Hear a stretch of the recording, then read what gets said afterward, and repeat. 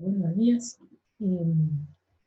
Vamos a ver la que sería la segunda parte de la clase de energía eólica. Y vamos a estar viendo eh, ya las cosas que tienen que ver con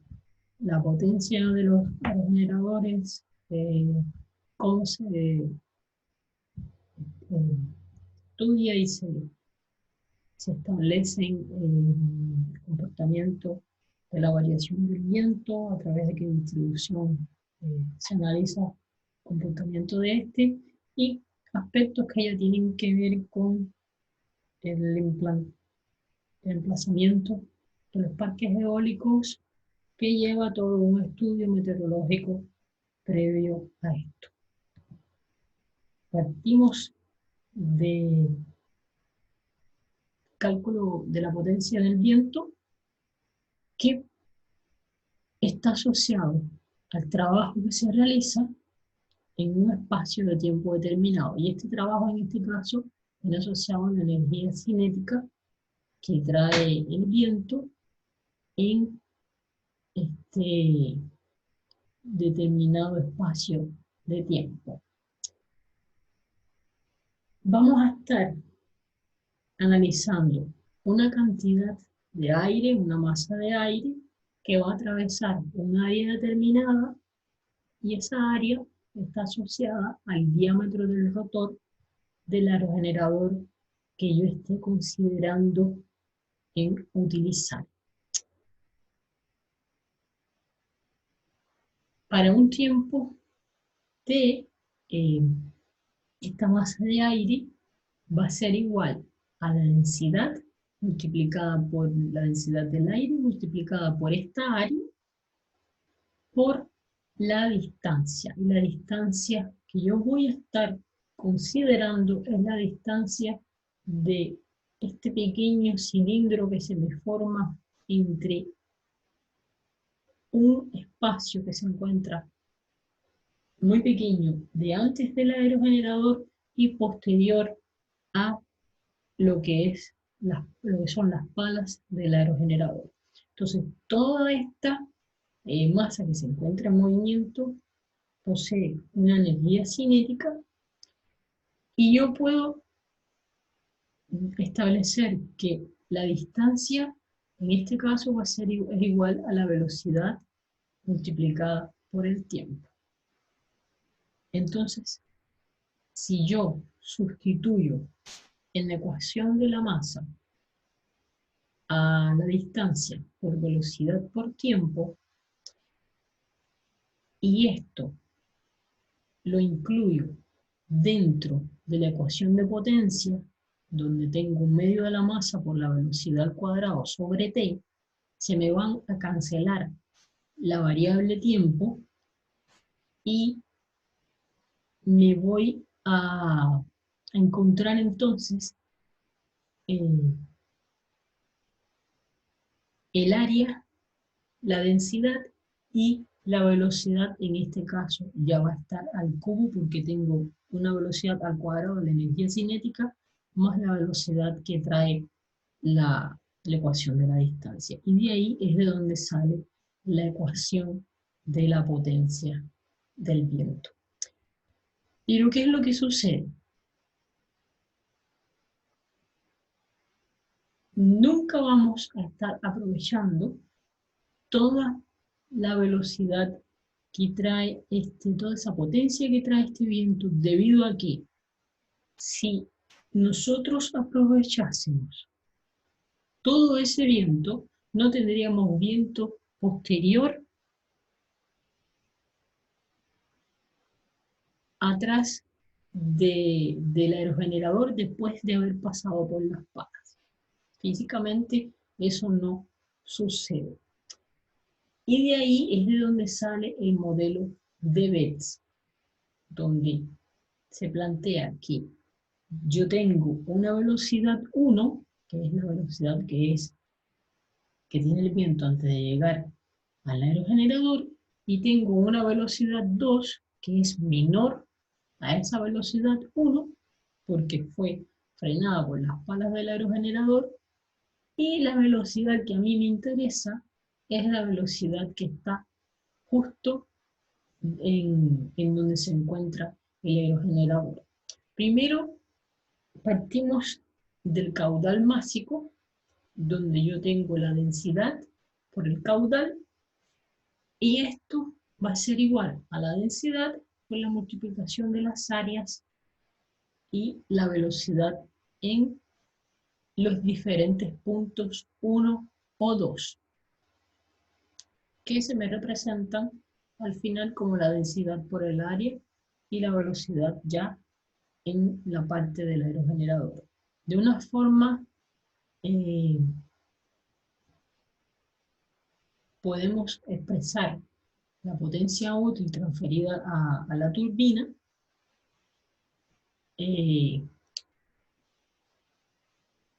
a través de la energía cinética del viento al pasar por la hélice, donde la potencia útil va a ser igual a la diferencia de las energías cinéticas entre la variación en el viento. Entonces, esta variación, diferencia de las energías cinéticas, yo extraigo las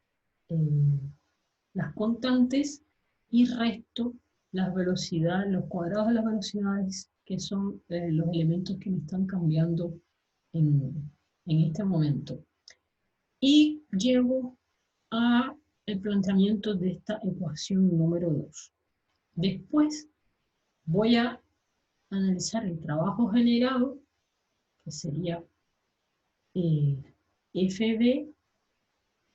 igual a la densidad por el área de la distancia, menos esa diferencia de velocidad en el tiempo, y me va a dar esta ecuación número 3, que se encuentra nuevamente en función de la variación de las velocidades, pero acá ya me aparece esta velocidad al cuadrado fuera del paréntesis. De las ecuaciones 2 y 3, si yo las igualo, puedo llegar al resultado que aparece a la derecha de la ecuación, de donde yo puedo extraer que la velocidad que me interesa es la media de las velocidades del viento antes y después de la misma. Y si yo sustituyo este resultado de la ecuación 4 en la expresión número 2 antes planteada,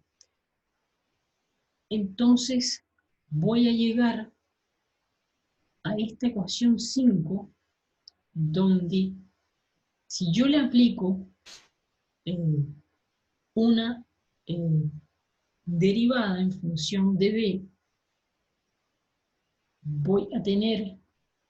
como resultado 1 menos b al cuadrado más 1 más b multiplicando a menos 2b. Yo voy a estar trabajando solamente con los elementos que no me son constantes, o sea, tiro lo que es un cuarto, la densidad, el área y la velocidad al cubo, y trabajo solamente con los elementos que están dentro de los paréntesis, y a estos elementos yo le aplico la derivada respecto a b. Si yo derivo, vamos a recordar, mantengo primero el mismo valor tal cual, en este caso sería 1 menos b al cuadrado, y derivo 1 más b. Tengo una constante que eso me da 0, y si derivo 1, b me da valor 1, y entonces me queda 1 menos b al cuadrado, y entonces aplicando lo mismo para para el primer paréntesis, entonces dejo 1 más b y derivo en 1 menos b al cuadrado, lo cual me da menos 2b. Y así obtengo esta multiplicación de 1 más b por 1 menos 3b igual a 0, y de acá puedo extraer los valores máximos, donde voy a tener una respuesta en que b va a ser igual a menos 1, lo cual no tiene un sentido físico para mi caso, y voy a tener otro resultado que es B igual a 1/3, lo cual me representa en la otra ecuación que B2 va a ser igual a 1/3 de B1. Si sustituyo esto entonces, el coeficiente de potencia máxima en 5, en la ecuación 5, entonces voy a tener que la P útil va a ser igual a la fracción de 16/27 multiplicado por 1/2 por la densidad, por el área y por la velocidad al cubo. Y esto, esta fracción de C sub P, que es igual a 16/27, y que me representa un 59%, es lo que se conoce como el límite de Betz, que va a ser el coeficiente que me representa lo que yo en realidad voy a estar consiguiendo aprovechar del viento que pasa por el aerogenerador. Además del límite de Betz, se deben de considerar los rendimientos de los otros componentes que tiene el sistema, como son la hélice, el multiplicador, el alternador, el transformador. Y cuando se hace un análisis completo de todos los rendimientos, se puede llegar a más o menos un rendimiento global de la instalación de un orden del 46%. Todo esto va a venir siempre asociado con la variación que tiene el viento al decorrer del tiempo, que está asociado a condiciones eh, prácticamente meteorológicas que varían del día a la noche o por las estaciones. Puede ser una variación en un plazo corto o una variación a largo plazo. Estas variaciones y este comportamiento del viento se va a estar representando a través de la distribución de Weibull, donde el área bajo la curva siempre vale 1, ya que la probabilidad de que el viento sople a cualquier velocidad, incluyendo 0, va a ser de 100%. Y esta distribución de velocidades me va a variar de un lugar a otro dependiendo siempre de las condiciones climáticas y de la superficie, como habíamos visto en la clase anterior, hablando de rugosidad.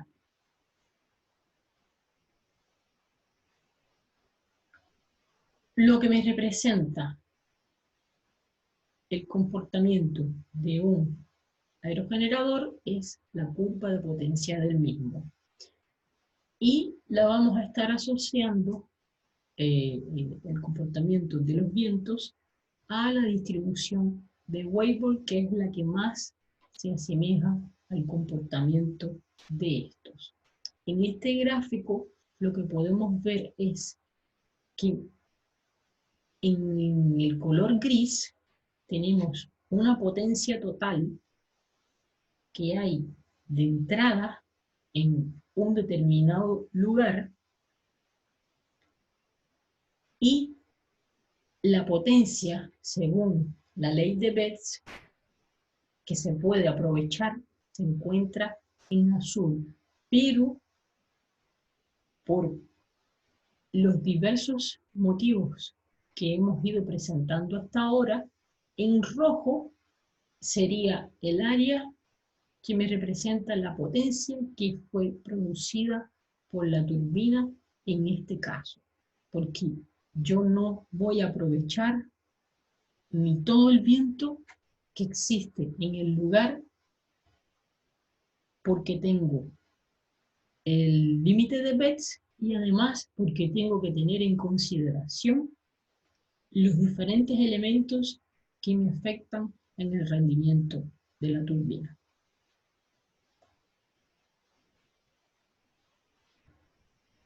Y en el presente gráfico podemos ver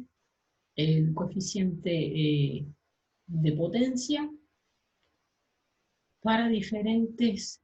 tipos de aerogeneradores. Tenemos acá los aerogeneradores de eje vertical y aerogeneradores de eje horizontal. Y tenemos variedad de los tipos. Tenemos el aerogenerador Darius, el Savonius, los más antiguos que son molino de viento holandés, los tripala, los monopala y los bipala. Y a través de este gráfico podemos entonces distinguir que los aerogeneradores que presentan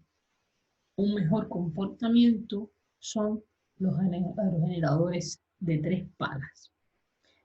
Una mayor eficiencia no necesariamente es el camino que se debe seguir. No es un fin en sí mismo el tener una gran eficiencia técnica en un aerogenerador. Lo que en realidad interesa en, en todos los casos es el costo de producir los kilowatt de horas del viento durante los años que va a durar el parque, que generalmente son unos 20 años aproximadamente. Por tanto, la turbina óptima no tiene que ser necesariamente la de mayor producción anual de energía. También se debe considerar que cada metro cuadrado de área de rotor tiene un costo de dinero, por lo que es necesario obtener la energía que se pueda mientras se puedan limitar estos costos.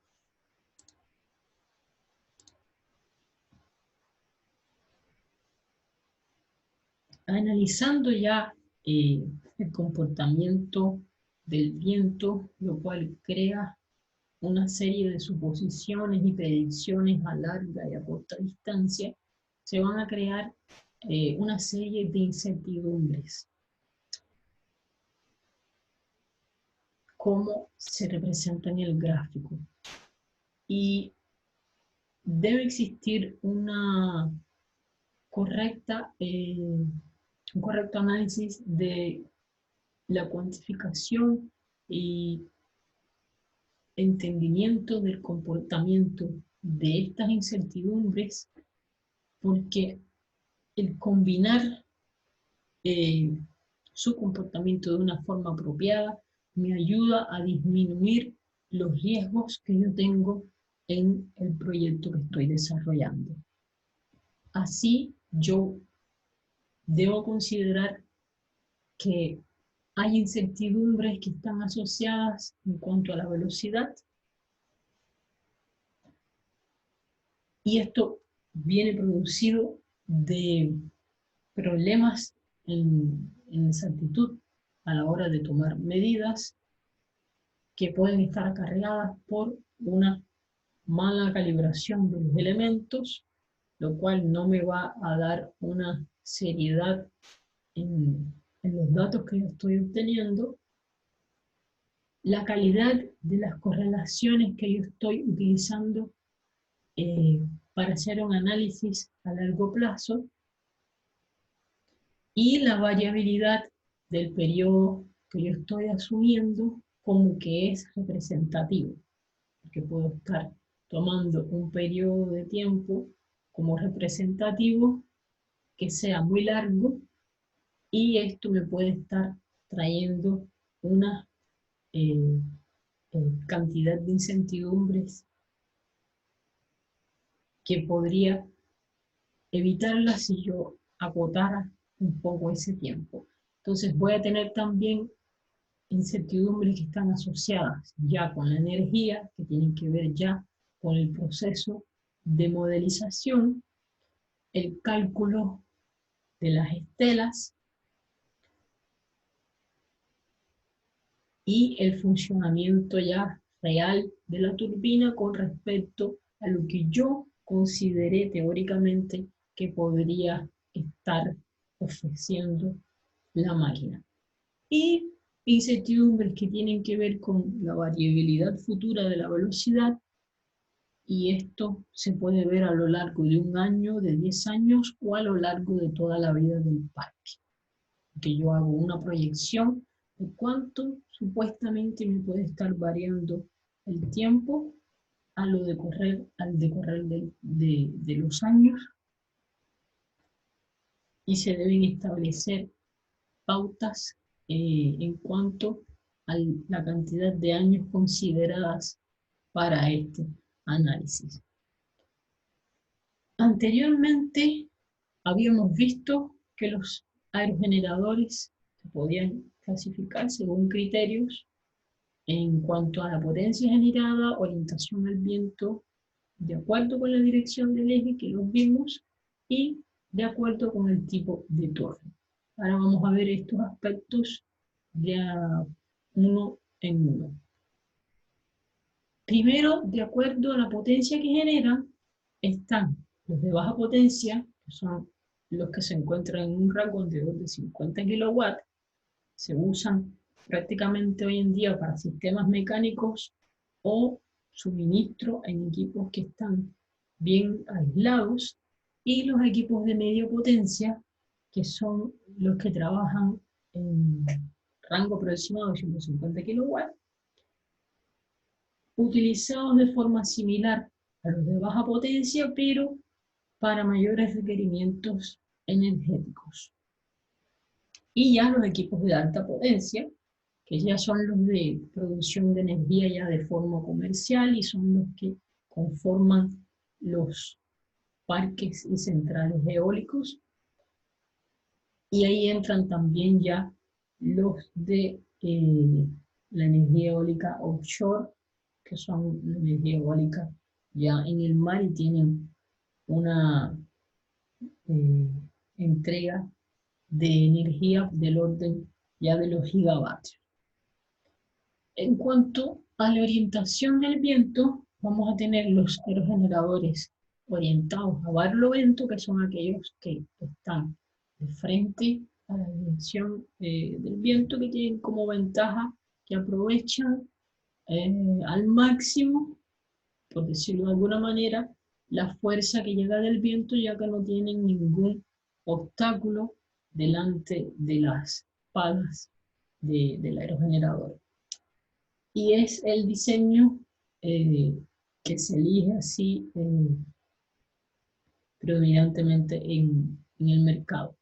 Y como desventaja, aquí necesita un motor más rígido, lo que genera un poco de más costo. El sistema de orientación, pues, activo para mantener constantemente el aerogenerador siempre en la dirección de mayor viento. Y los aerogeneradores orientados a sotavento, estos se encuentran espaldas al viento, lo cual tiene como ventaja que tiene una autoorientación.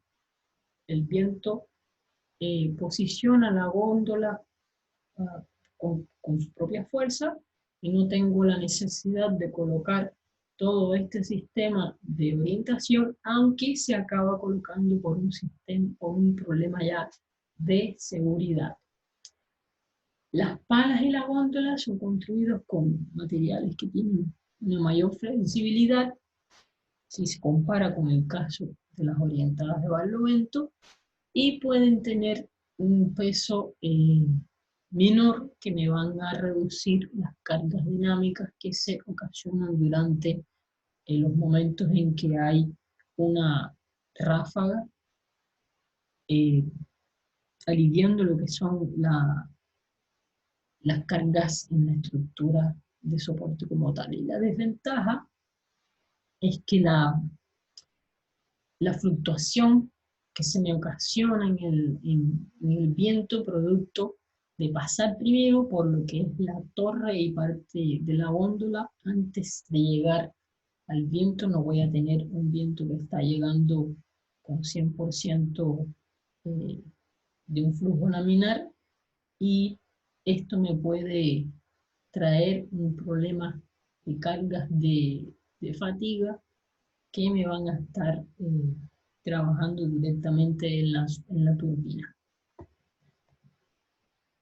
En cuanto a la dirección, habíamos visto que tenemos el eje horizontal, el eje vertical, y habíamos hablado solamente de los aerogeneradores de eje horizontal. Ahora vamos a ver un poco de los aerogeneradores de eje vertical. Primero tenemos el rotor Savonius. Este está compuesto por cilindros, semicilindros huecos que se encuentran apoyados en un eje. No son útiles para generar electricidad debido a su elevada resistencia al aire, y como habíamos mencionado anteriormente, necesitan de mecanismos de arranque para su funcionamiento. El otro tipo de aerogenerador de eje vertical es el rotor Darius. Este tiene un eje al cual se encuentran sujetos una especie de palas finas, pero que se encuentran curveadas, son similares a las palas de un avión, pero presentan a lo largo de su longitud una especie de curva, lo cual permite que abracen y recauden el viento que está llegando hasta ellos. Trabaja con velocidades mayores que la del rotor anterior, el Savonius, pero necesita también de un motor de arranque externo. El otro aerogenerador es el Giro 1000. Este consiste de una serie de palas verticales que se encuentran sujetas al eje mediante una especie de brazos, y se suele utilizar para satisfacer pequeños equipos electrónicos de 750 a 600 watts. Y el aerogenerador con rotor Windside, que es parecido al Savonius, pero acá estos semicilindros tienen una curvatura que va desde un extremo al otro, lo cual me permite, a través de este diseño más aerodinámico,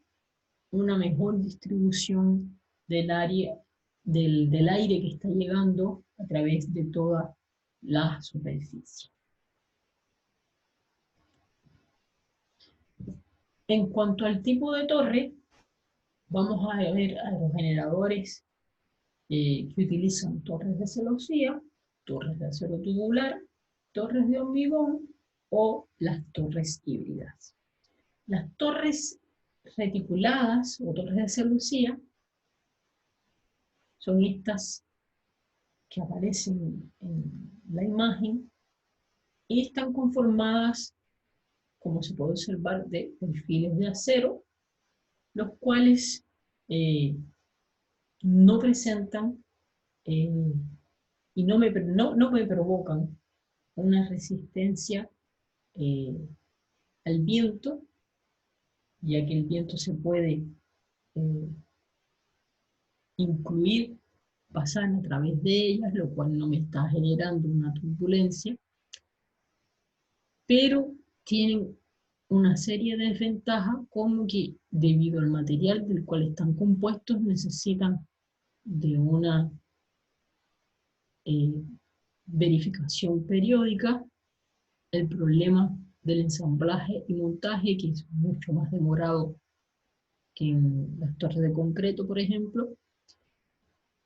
Tiene el problema también de la exposición a la corrosión, que estamos hablando de materiales que son metálicos, y tenemos también todo lo que son los tornillos para unir las series de perfiles. Necesitan un emplazamiento extra para los otros sistemas de control o los equipos eléctricos. El acceso para la góndola, en este caso, se tiene que realizar a través de una escalerilla que es externa, queda la persona expuesta, entonces es un poco más peligroso, y no se utilizan para generadores de gran potencia debido a las cargas que tienen que soportar. En el caso de las torres tubulares de acero, tenemos como ventaja que son tubos de acero de forma tubular o cónica, que no son difíciles de fabricar, no tienen un costo muy alto, ofrecen en su interior espacios que me permiten el traslado y resguardo hacia la góndola, son de fácil montaje, fácil fabricación, pero como desventajas tienen que en el transporte solamente pueden llegar hasta un diámetro de 4,3 metros y una longitud de 25, con un peso de 20 toneladas. Son vulnerables a la fatiga debido a los constantes esfuerzos de flexión que se producen en la estructura, producto de la fuerza del viento y del movimiento ya del conjunto en su total, y son inestables a partir de los 85 metros de altura, utilizándose también para aerogeneradores que tienen una potencia de hasta 3 megawatts de potencia. Ya las torres tubulares de concreto son las más utilizadas el día de hoy, tienen alta resistencia, por lo cual se usan alturas mayores que 80 metros, tienen una muy buena durabilidad, con poco mantenimiento, como tienen más peso, son mucho más estables que las anteriores y presentan un menor riesgo de fatiga. Las desventajas es que puede variar eh, la rigidez producto de cambios de temperatura, tienen también restricciones para el transporte y montaje, pero esto se puede resolver haciendo pequeñas eh, zonas de construcción próximas al lugar del emplazamiento, lo cual genera empleos. El costo, y se usan para alturas de 120 a 130 metros de altura. Y por último, los aerogeneradores que tienen torres híbridas, que no es más que la composición de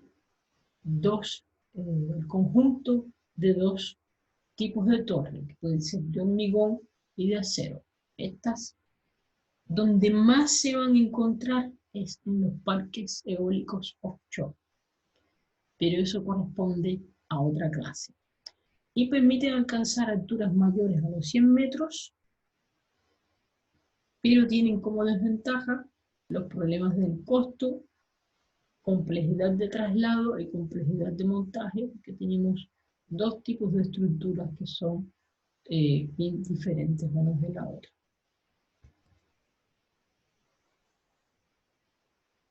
Ya hablando de las cargas que actúan sobre la las torres, vamos a ver que existen varios tipos de cargas que pueden ser de torsión de la torre,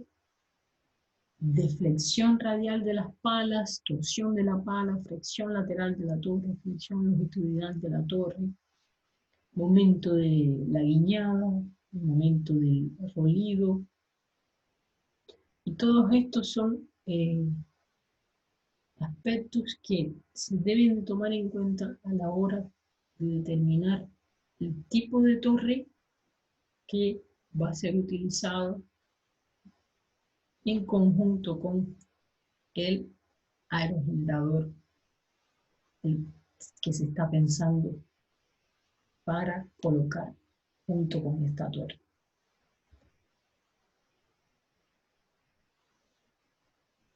En cuanto a la clasificación por clases,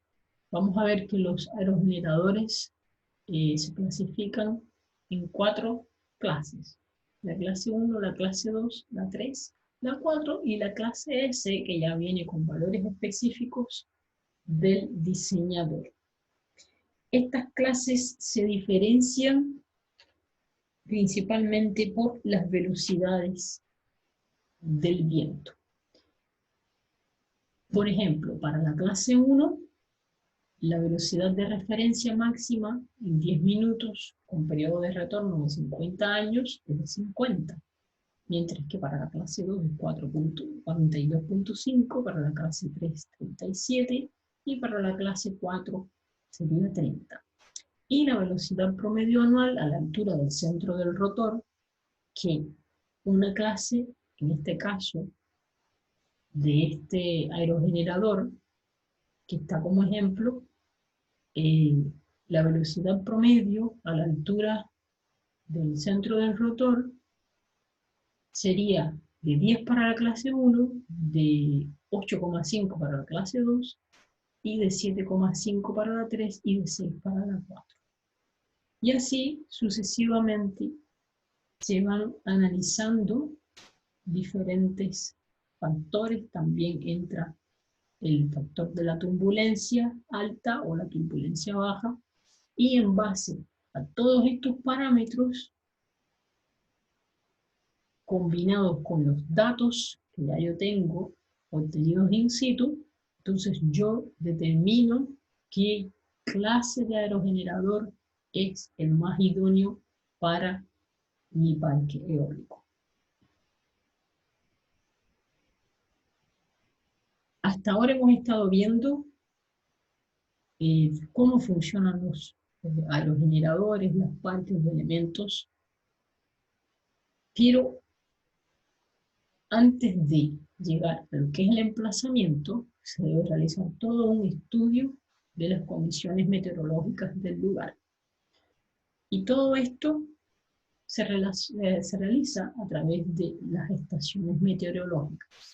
que me van a dar a través de todo un sistema donde tengo estructuras, instrumentos de medición, me van a recoger todos los datos que me van a ser necesarios para yo analizar si este lugar es factible o no para el emplazamiento de un parque eólico.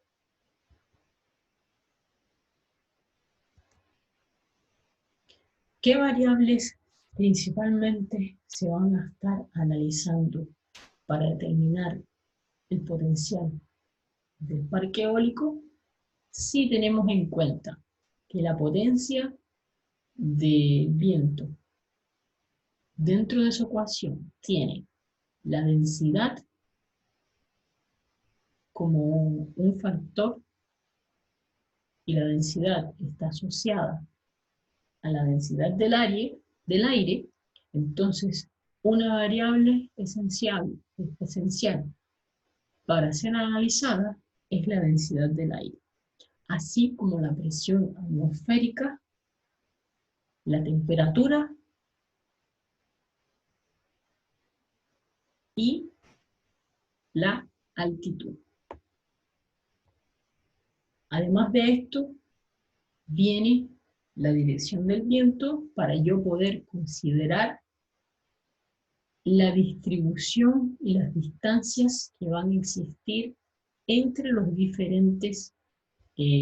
aerogeneradores de los cuales va a estar compuesto el parque. De acuerdo con los distintos niveles o velocidades que va a tener el viento en este lugar, entonces yo voy a determinar un tipo de aerogenerador, la clase que voy a estar utilizando, basándome también en lo que es la rafagosidad, que sería la máxima velocidad de viento registrada, para lo cual, por ejemplo, según los criterios de la norma IS 64112, este valor nunca debe superar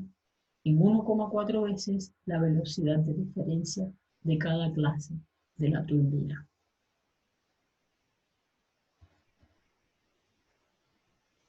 Estas estaciones meteorológicas que me van a estar controlando todas estas series de parámetros antes mencionados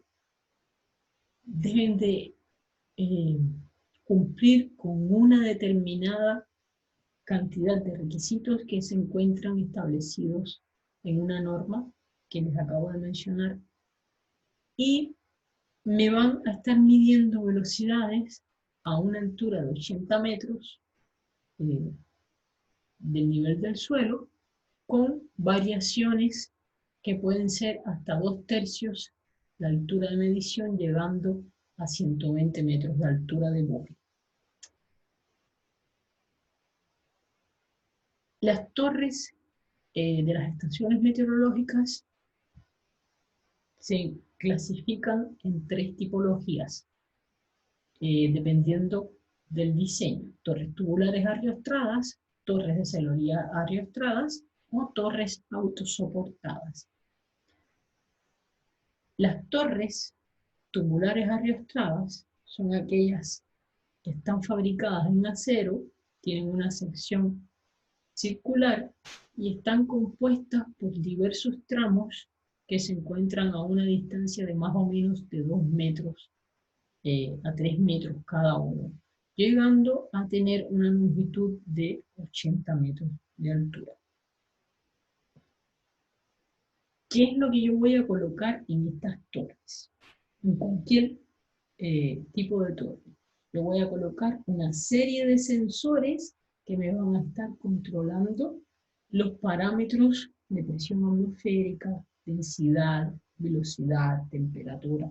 etc. Ahora, ¿cómo yo voy a colocar todos estos sensores? Para el caso de las torres tubulares arriostradas, si yo tengo una dirección predominante del viento, como se me representa en la figura, los brazos donde van a estar colocados estos sensores se van a disponer a 45 grados respecto al viento incidente, que serían estas líneas en color verde que aparecen en el esquema. Esos serían los brazos, y en estos brazos, a una distancia determinada hacia el exterior, entonces yo coloco los sensores que me van a estar midiendo velocidad, dirección, temperatura, etc. En el caso de las torres de celosía arriostradas, estas son de sección triangular o cuadrada, fabricadas en acero o aluminio, y tienen tramos que varían de entre 3 hasta 6 metros, llegando hasta una altura de 140 metros, estas son un poco más altas. Y por la configuración, si tengo una dirección predominante del viento, como aparece en la figura, en este caso, debido a la perturbación que se crea cuando el viento choca con la torre, Entonces, en este caso, los brazos van a estar dispuestos a una dirección de 90 grados respecto al viento incidente, y en esos brazos, entonces en sus extremos, yo voy a ir colocando todos los sensores antes mencionados. Y las torres autosoportadas es una combinación de torres de sección triangular, cuadrado o circular,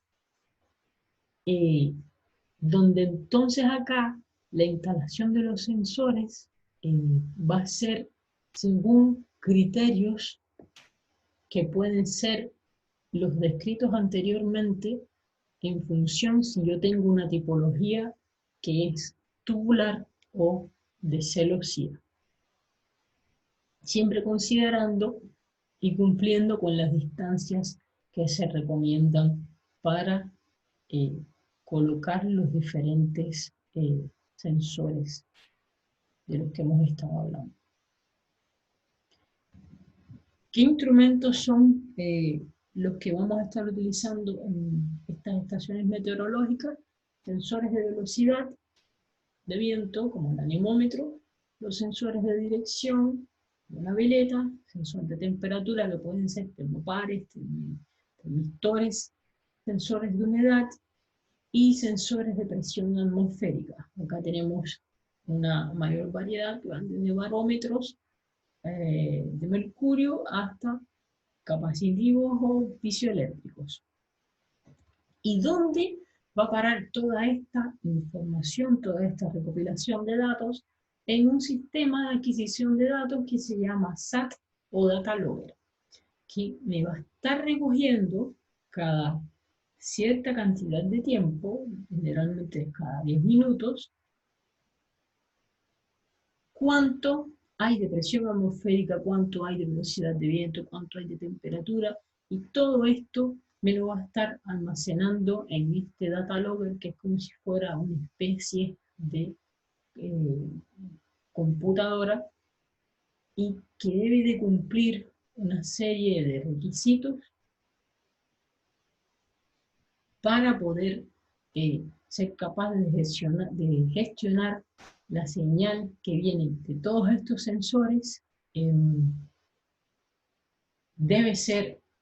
fiable y capaz de trabajar en condiciones de temperaturas extremas. Debe tener una memoria interna capaz de almacenar todos los datos registrados en no menos mínimo de un mes, para poder ser después consultados o enviados a través de un sistema de telemetría. Y, como ya les dije anteriormente, almacenar cada 10 minutos los valores de cada sensor, los valores medios, el máximo, el mínimo, incluso la desviación estándar. Como estamos hablando de estaciones meteorológicas y de torres que tienen alturas que superan los 100 metros a nivel del suelo, y que están compuestas de una serie de elementos que me van a estar reportando datos, yo necesito tener mecanismos de protección, como son los pararrayos, para evitar que éstas sean impactadas por rayos y me dañen todo mi estudio, la visibilidad para en horarios nocturnos que no vayan a producir una catástrofe por alguna aeronave que esté pasando y que no la vea. Para esto entonces se le colocan unas luces piscando durante la noche, y una protección sobre las sobretensiones que pueden ocasionarse debido a una sobrecarga del sistema por la adquisición de datos. Y ahora vamos a ver un método rápido para calcular la energía producida por un aerogenerador. Este método me permite determinar la cantidad de energía que puede generar un aerogenerador, en este caso, utilizando el área de barrido, pero para aerogeneradores pequeños que no sobrepasen los 10 kilowatts. Repito, es un método rápido, no es algo 100% fiable si yo quiero realizar un trabajo ya que sea más profundo. Voy a necesitar de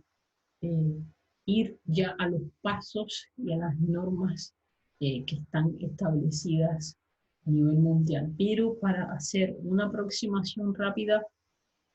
se puede utilizar este método, que consiste en determinar primero la densidad de potencia en el sitio y a la altura del eje del aerogenerador, calcular el área de barrido del rotor del aerogenerador y asumir un valor adecuado del rendimiento total del sistema. Primero, la energía anual producida en kilowatt por hora al año es igual a la densidad de potencia por el área del aerogenerador multiplicado por el rendimiento total, y esto multiplicado por las 8.760 horas que tiene el año. La densidad de potencia viene a partir de los mapas eólicos. Ahí yo puedo encontrar la densidad de potencia. Viene declarada por regiones o áreas, y también la puedo obtener a partir de lugares que estén cercanos al lugar donde yo voy a realizar el emplazamiento. Si no tuviera ninguna de las dos opciones anteriores, entonces otra forma de cálculo de la densidad de potencia es a través del factor cúbico o el factor de carga, donde yo tengo que densidad de potencia es igual a un medio del aire, un factor cúbico, por la velocidad al cubo. El factor cúbico, en este caso, se encuentra asociado a una distribución de Rayleigh que tiene un valor de 1,91. Si tenemos en consideración que el emplazamiento es en un lugar donde hay una temperatura de 25 grados, la densidad del aire a nivel del mar es 1,2 kilogramos por metros cúbicos y una velocidad anual de 4 metros por segundo. En este caso, entonces, la densidad de potencia va a ser de 73,34 watts por metro cuadrado. Así podemos estimar entonces la densidad de energía anual en kilowatt hora en el año por metro cuadrado si lo multiplicamos por las 8.760 horas que tiene el año. Luego vamos al paso 2, que es el área de barrido del rotor. En este caso vamos a utilizar un rotor cuyo diámetro es de 3 metros. Sustituimos en la ecuación del área del círculo y obtenemos que el área de barrido es de 7 metros cuadrados. Y posteriormente pasamos a determinar el rendimiento total del sistema, donde vamos en este caso a considerar primeramente el límite de Bells, que es 59,3 del aire disponible, la eficiencia del tren de potencia, que puede llegar a 90%, la eficiencia del generador, pérdidas por desalinación del rotor con respecto a la dirección del viento, y entonces con todos estos datos tenemos que los grandes aerogeneradores pueden tener de 12 a 40% de eficiencia y los pequeños aerogeneradores de 15 a 30% de eficiencia. Como estamos hablando de un pequeño aerogenerador, entonces vamos a tomar un valor de eficiencia, en este caso, de 28%. Ya teníamos la densidad de potencia, el área de barrido, el rendimiento total, que es 28%, y sustituyendo en la ecuación de la energía producida, nos va a dar 1270 kilowatt hora al año. Y esta es una forma simple de realizar un cálculo estimado de la producción de un aerogenerador.